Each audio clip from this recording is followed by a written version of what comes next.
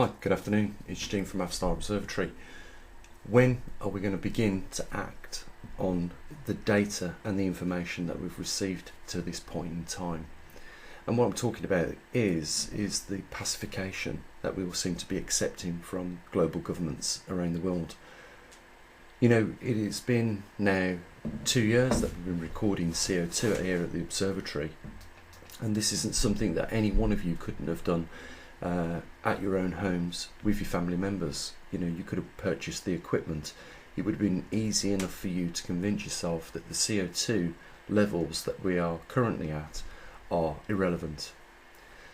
Perhaps later on in this week I'll just put that into context for you, because right now in this living room with me breathing in and out, obviously CO2 levels are going to increase. If I was to take a reading first of all outside of the atmospheric CO2, it'd probably be around about 410 to 430 parts per million. If I was to take a reading inside the house right now, that would be over 1,000 parts per million. If I was to get on a train where other commuters are using that train, it'd probably go up to close on around 2,000 parts per million. But I want to ask you this question very simply, is that do you feel like you're about to pass out on a public train or a bus? Do you feel like you're about to pass out in your living room? But why is it then the governments are so adamant that this is going to destroy our way of life on this planet? And why is it only the Western countries that are taking action with regards to CO2? You know, you don't hear the pressure being put on China so much, and other countries which are pumping out way more CO2 than anyone else in the world, any other nation or country. Why are we the ones, you know, that come from the smallest countries having to pay the bigger price for that? If it weren't for, and I believe that they are working and paid for by the government, people like Greta Thunberg, then you've got that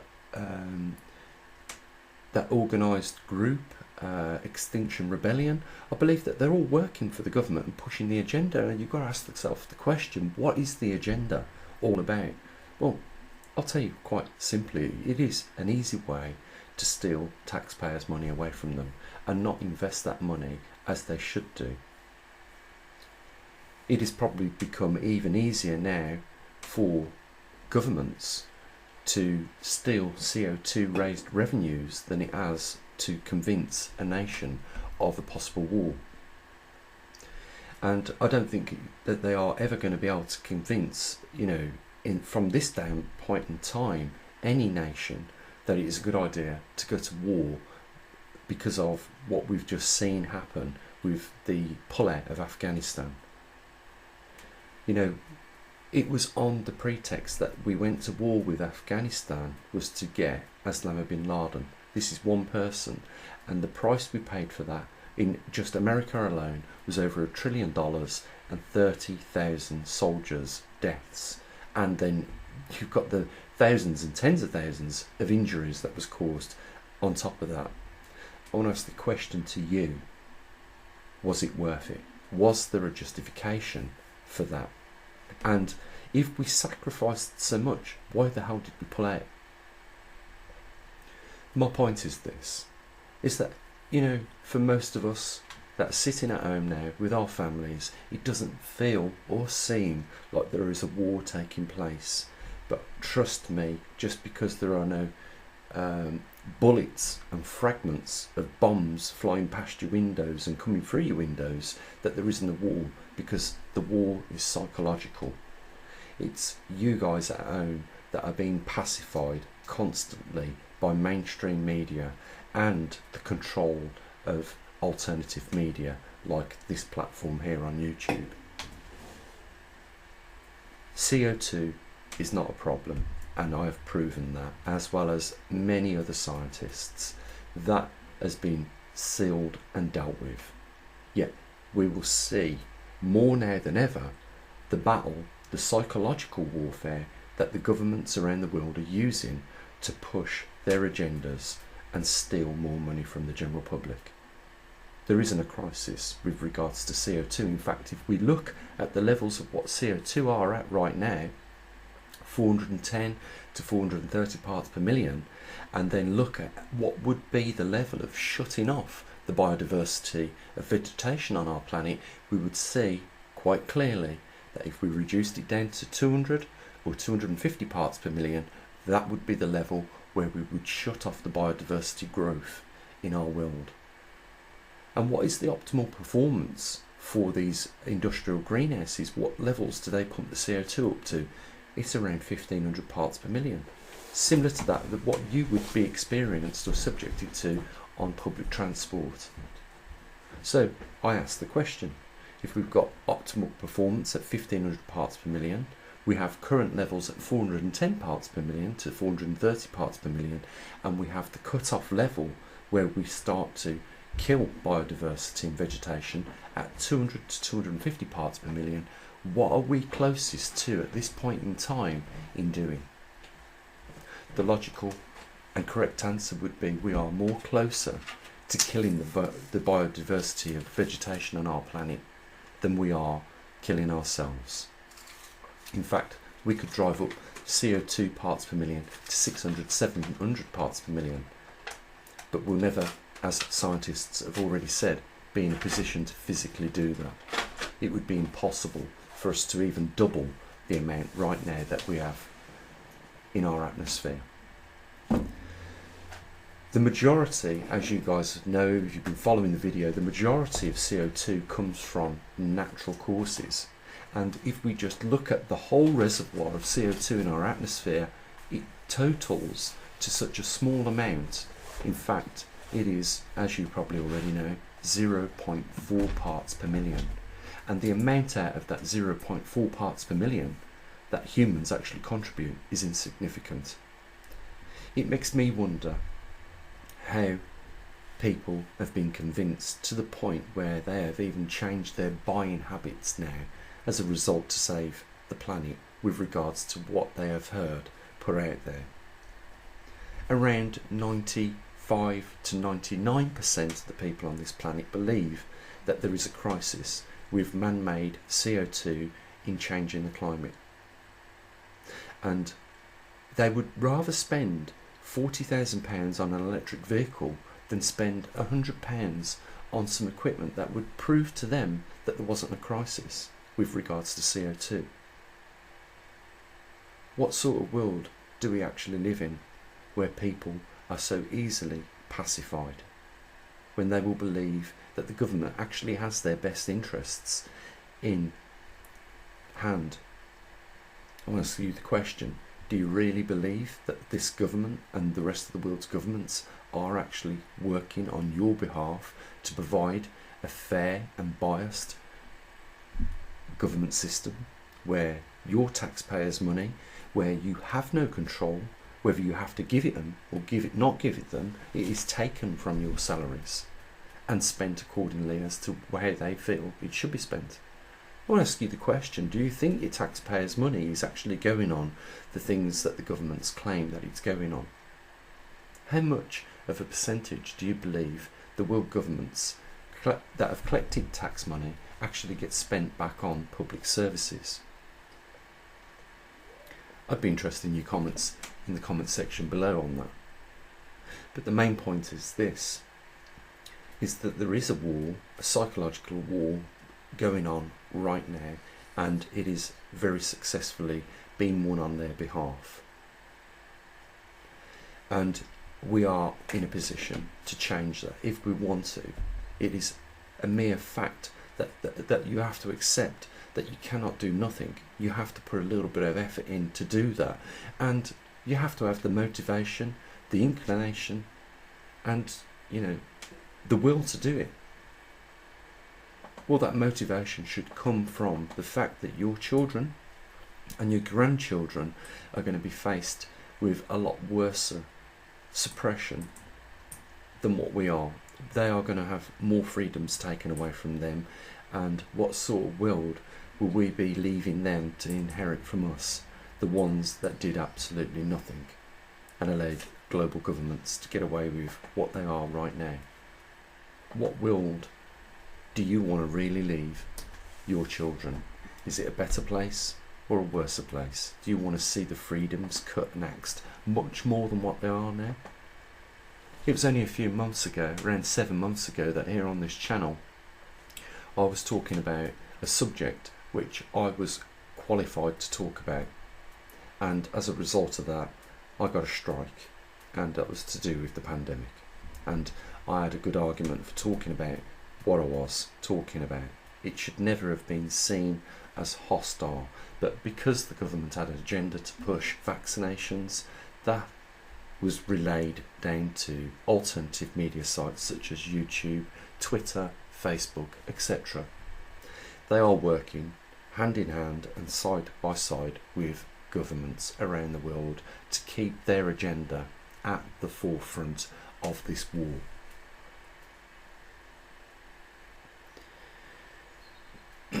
The point is that, you know, people like me that do actual research, we have a research observatory here to collect the truth and relay it to you. We're not even being supported by the public, or if we are, we're being under supported. And you know, we've been trying to tell people and convince people that, you know, don't let a tiny little bit of light like what our observatory offers you disappear into the night, and it will never come back again. If that is the case, you've got to hold on to everything you possibly can that enables you to have the freedoms of what you've got now, and we should not be pushing ourselves back any further into that corner. You don't have to buy the equipment because we have already got that equipment here to use. All it needs is minimum funding. You know, because of the pandemic, we run up a deficit of £11,000, which we've got down to £10,500, only because a few people stood up and supported or donated a little bit of funding for the observatory to keep it going. And it should not be even struggling at this point in time, because of one of the main anomalies that we monitor here at the observatory is the magnetic North Pole migration, which is coming to a critical level in just 17.2 months away. You know, the pole has been migrating for the last 100 and something years, and it's got to the critical point now where over the last 5 months it has moved up a little notch in speed and covered just a little bit more distance in that same period of time which it usually did, by around about 20%. This is not a time to underfund an observatory when we're this close to that critical point of that 40-degree mark, where we may see, you know, significant changes in our climate from that point. And these are changes which are more likely to be the case than what we are being told by the governments around the world with relationship to CO2. There are 32,000 people now subscribed to the channel or thereabouts. You know, to fund this observatory, to clear that deficit, wouldn't require that much of a help from everyone, but we know it's never going to happen. There are probably more likely to be 2,000 subscribers, or as many subscribers as views you get per video. And you know, we do have that number of 32,000 subscribers, but we know that most of them aren't tuning in, that they're too lazy to unsubscribe to the channel, and they just keep it in their watch list. But if you ask me how many subscribers we've got, I say it's more along the lines of the active view rate which we get every day, and that is around about 1,000 to 2,000 if we're lucky. But even those 2,000 people could make a significant impact in keeping this observatory running. It's just a case of whether you want to will that into action. And you know, we're not asking people to break or destroy, you know, their life savings over this. Just work together and we'll all do our bit. I've even stated that I will invest another £3,000 of my money over the coming months so that we can get ourselves possibly, you know, in a position where we start from the new year, you know, back in the green and no deficit at all. But that's going to require an effort from all of us. I know in the comments section a bit later on we're going to have all sorts of comments. perhaps that common one that we usually come across, I don't need to mention it, but they couldn't be any closer to the truth, any further away from the truth. These are probably people that work for GCHQ in any case, and that are paid to troll channels like ours, because they are threatened, first of all, because there is a qualified scientist that is talking to you about these issues. I am somebody that is qualified to talk on that matter. That is one big thing they hate. It is a massive difference between being a private researcher and being a qualified scientist talking about these. Second of all, you know, in order to monitor these things that we monitor here at the observatory, we have got and use the scientific method, which means we have got equipment that record it, and we've got bespoke equipment that would cost an absolute fortune, you know, if we never had the skill set to build them ourselves. So we have the equipment, we just need some funding, and we can then, you know, we can keep the lighthouse shining, you know, through the darkest points at this time that we're at right now. But to just let those lights extinguish completely is a great loss. And it might not seem a lot to a lot of the viewers that are watching this right now, but if we lose gradually, bit by bit, another source of truth and information with relationship to the topics that are being discussed in mainstream media wrongfully, then we will inevitably end up like we have seen in our history prior to wars, and that being, you know, what the Jews experienced back in 1940s. You know, first of all, we saw the suppression of information. They started burning books, and it wasn't long after that that they started burning bodies. And I know some of you will realise that we are back in those times, especially if you are a survivor of those times that you witnessed firsthand, you know, back in the 1940s. And there isn't many people left like that here today to warn us of, you know, how close we are to falling back into some horrific behaviour and, you know, repeats of the history that should never be repeated. I think we all have to do our little bit, and, you know, we can easily do that together. It would be easier to do it together, is my point. I'm interested in your viewpoints down in the comment section on some of the notes that we've touched, and mainly we've talked about CO2 and, you know, mainstream media lies. You know, give me your viewpoints. Let me know where you are. I want to know if you're one of these 99% of the people that are being pacified on a daily basis. I mean, here in the UK, they are now having on Sky News on a Saturday morning, you know, a lengthy discussion about climatic change, and more to the point, driving their agenda regarding CO2 or man-made CO2 changing the climate. We're starting to see the re-emergence of, you know, the media talking to Greta Thunberg and hearing the drivel that comes out of that young girl's mouth, how she's been brainwashed by these people, and how people like her find themselves on mainstream media across media networks. So I'm interested in your viewpoints on that. But you know what, guys, I would also encourage that we do something about, you know, the situation that we are faced with here at the observatory, and that's going to require a little bit of support and assistance from you guys that view it. And the way you can do that is down there in the link. Simple as that. You know, we've got a deficit because of the pandemic now running up to about £10,500 here at the observatory, and I know we could clear that off in the next 3 months, as well as maintain normal running costs of this observatory. I know we could do it if we work together to do that. So, you know, it is in as much as your hands as it is in mine to, you know, act. The links are down there in the description. I'll say what I usually do. You know, enjoy your rest of your day, look after your loved ones, and as always, bye for now. We'll be back soon. Okay.